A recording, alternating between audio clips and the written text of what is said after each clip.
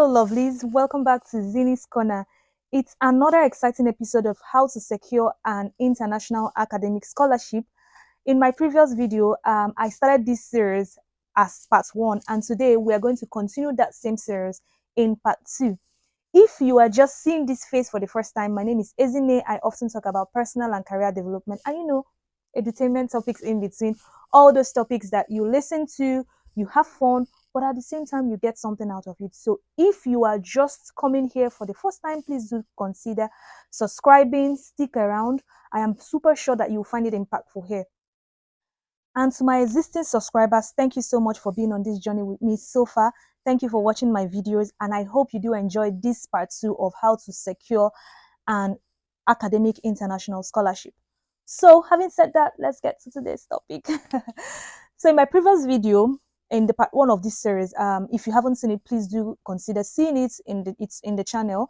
So I had mentioned the first and second strategy. The first strategy being identification of the specific scholarship that is most suitable to you or that you want to apply for. And then the second strategy being early preparation.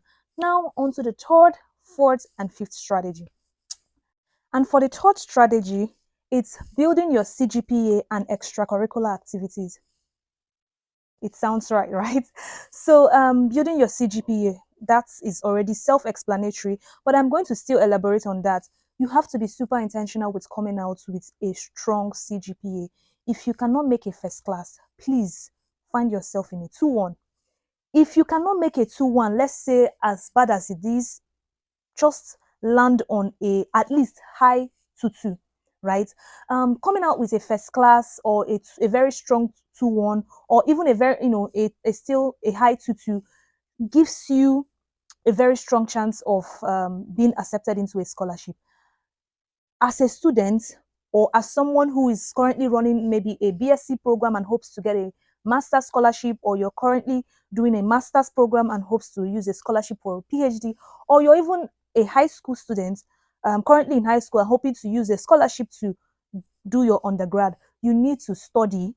Be very, very intentional in your studies, go to class, be involved in your day-to-day academic activity, do your assignments, research.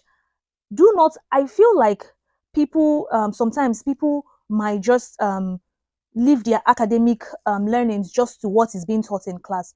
If you want to ensure that you're coming out with like a first class, a 2-1, or a distinction, research, read beyond your academic curriculum, just so that you are well prepared for your exams.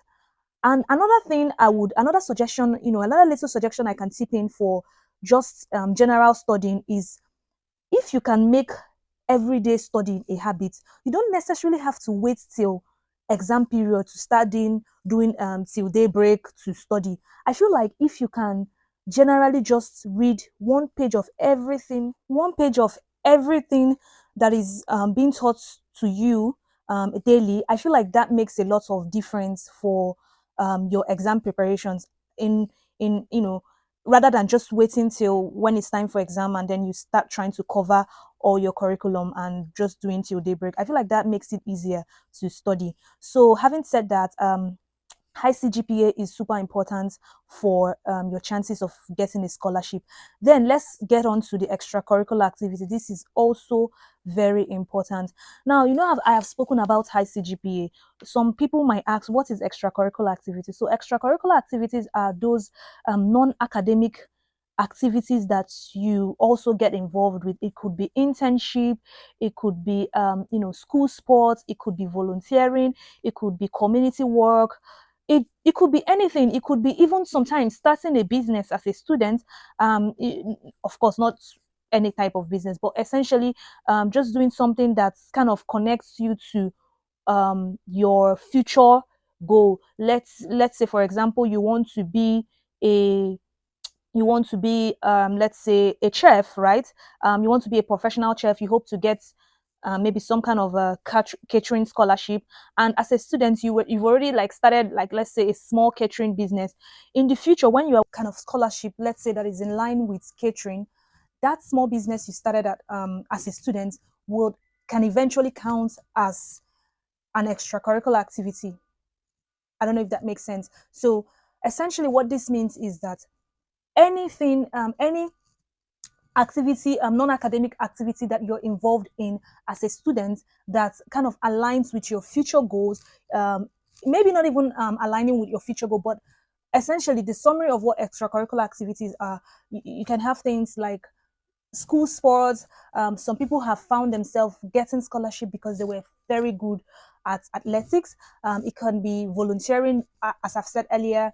All these things. So, what extracurricular activity essentially shows, it's that you're good with leadership, you're good with teamwork, your communication skills are good. So, these are just ways that as a student you can show, these other skills: leadership, teamwork, communication, because oftentimes in scholarship applications, you will see that a lot.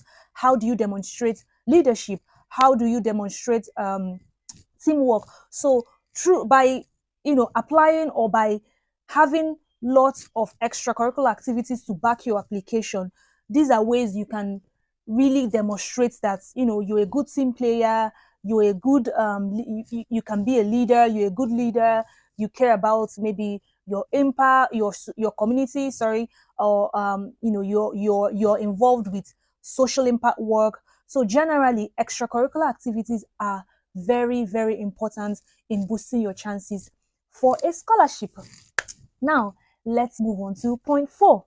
Fourth point is building your relationship for recommendation. Now, this is where it gets very tricky. A lot of people like going through school and they don't like building, some sort of relationship with their lecturers or with their supervisors. You hear students say, "Oh, I don't want my lecturers to know me," or "I don't want them to know me in this department." You are doing yourself, really. I mean, no denying that some lecturers can be very annoying, or also just knowing the fact that there's a thin line between being super available to your lecturers and all those kind of things. I know, right? But this is just saying that as a student who hopes to apply for some sort of scholarship, you need to be very intentional with building some sort of relationship with people who are or who can potentially write you recommendation letters. Now, as an undergraduate for a master's scholarship, you'll be looking at recommendation letters from like mostly your lecturers. As an experienced graduate and maybe you're applying for some sort of MBA or like a more professionally inclined kind of master's, you might be needing recommendations from like your superiors at work, your supervisors, and things like that.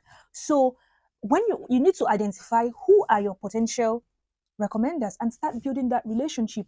Are you a good student? Do your lecturers know you? Do they see you in class? All this. See, let me tell you. Now, sometimes, oftentimes, recommendation schools send a link to your recommenders. Back in the days, the practice was usually a recommender can write a letter and send to that school, or maybe just write it, put it in PDF and give it to you and you submit. These days, school would say put in your recommender's email, and then they will mail the recommender a link that they will need to click and then create an account, some sort of account, and upload their recommendation letter. Now, for somebody to do something like this for you, that means that person has some sort of relationship or belief in your ability to study or to get that scholarship. So this is why it's important that you need to build this recommendation on time. If you're an undergraduate and you're not involved in your class activities, your lecturers don't even know you, your HOD don't even know that you exist in that department, and tomorrow you want to come back to these same people to ask for recommendation, like how do you think it's possible? Or you're at work, you don't have a cordial relationship with your supervisors or your colleague or your manager, and you want to apply for a scholarship and you're hoping that they'll write you a recommendation letter with the company letterhead. How do you think it will work? So you need to be very intentional to build this relationship. Remember, recommendation simply means somebody putting their reputation on paper to say, I know this person is deserving of this scholarship or this admission. So you need to be very, very intentional with building that relationship with whoever that can potentially write you that recommendation letter. Not just being intentional with building relationship, but actually do things that will make that person see that yes, you're worth writing a recommendation letter for. So that is that for um, you know, early building a relationship for recommendation, and the points on building relationship for recommendation. Now, the final, which is the fifth strategy, is applying early. As simple as as the name is, applying early. To apply for application, most times you need things like SOP or personal statements. SOP means statement of purpose. You need to write all these things, get them ready, write them, review them. A good software for reviewing your statement of purpose, for reviewing things like your grammar. You can use Grammarly. You can have your colleagues, your friends, your mentors proofread these things, go through it to ensure that there are no mistakes. Write compelling SOPs or personal statements or motivation letter, whichever one that is asked. Now, there are very thin lines between differences between these things. Statements of purpose, these things again, you can find them, you can find templates online, but be sure that you do not copy an online template for plagiarism. You do not want to be caught using an online template word for word. I am saying use a template just so that you see the format, you see how these things are written, to give you an idea of how to format your own, how to start, how to conclude, how to, bring in different paragraphs in your letter. But please be careful of plagiarism. Do not copy any online template word for word. Be very careful of that. Be very, very mindful of that. It's also very important. So ensure that you get your statement of purpose ready on time, proofread it, ensure that there are no mistakes, no grammatical error, and things like that. Again, apply early. You do not want to apply like midnight before the deadline, because you maybe be rushing, you forget to, maybe they will say upload your one result and you forget. So you give enough time for before the closing date of the application to apply, so that at least you know that you have all your things complete. You've done a checklist to ensure that you've uploaded everything that is required of you to upload. You've written all your statement of purpose. You've just essentially done everything. So thank you so much for watching, and I hope this video can help someone who is hoping to get a scholarship. Apply these strategies and you'll be sure to definitely get one scholarship or the other. And of course, lastly, if you enjoyed this video, please be sure to give me a thumbs up. Feel free to leave your comments in the comment section below, and please do subscribe if you haven't subscribed. I will see you again in my next episode. Peace and light.